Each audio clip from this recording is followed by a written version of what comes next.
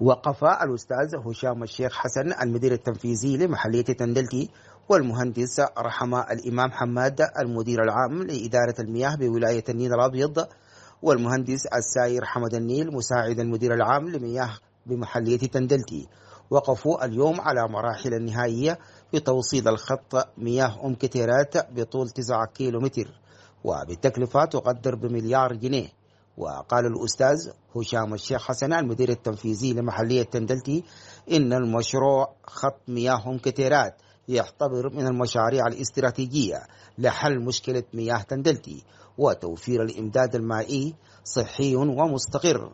وأضاف إن توفير المياه سيساهم في استقرار المواطنين وتعزيز الأمن وأشار إلى أن مدينة تندلتي استعالت كعدد كبير من الوافدين لديها. وأضاف بفضل المجهودات الكبيرة والضخمة من قبل حكومة ولاية النيل الأبيض برئاسة الأخ الوالي، اليوم نقف على خواتيم الخط الناقل لمحطة كتيرات، والآن خطوط الأنابيب الموصلة من البير إلى السد شارفت على الانتهاء، وذلك بفضل المجهودات الكبيرة من قبل هيئة مياه الشرب وشركة صلاح الدين للمقاولات، وبفضل إخواننا في لجنة الإسناد بمحلية تندلتي لمجهوداتهم العظيمة ودعمهم لإكمال هذا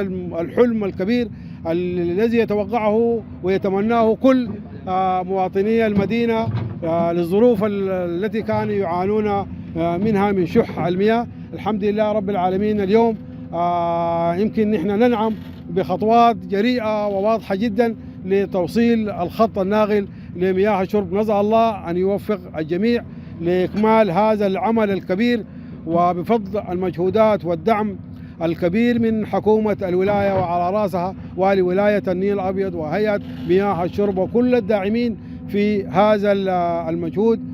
ونتوقع في القريب العاجل في خلال الأيام الجاية وحسب إفادة الشركة وحسب إفادة أخواننا في هيئة مياه الشرب إنه العمل ده شارف للانتهاء. وفي ذات السياق أبان المهندس رحمة الإمام مدير العام لإدارة المياه بولاية النيل الأبيض إن العمل في خط مياه كتيرات وصل 99% بطول 9 كيلومتر.